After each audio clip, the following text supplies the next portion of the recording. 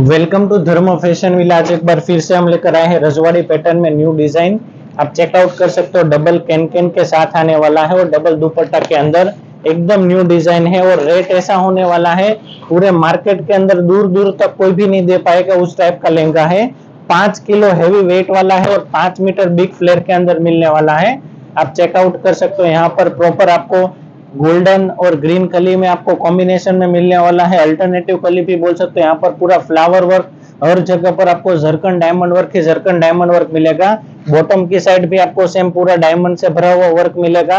अंदर की बाजू फ्लफी लुक के लिए आपको डबल डबल कैन कैन मिलने वाला है और इसमें दो दुपट्टा रहने वाला है। पहला है वेलवेट का, आप चेकआउट कर सकते हो। यहाँ पर प्रॉपर जरकन डायमंड वर्क मिल जाएगा और दूसरा वाला है गोल्डन कलर के अंदर, तो वो भी आप चेकआउट कर सकते हो। गोल्डन कलर में दुपट्टा मिलने वाला है और ये उसका ब्लाउज पीस है। उसमें भी आपको फ्रंट में ये दोनों स्लीव्स है वहां पर वर्क मिल जाएगा प्रॉपर।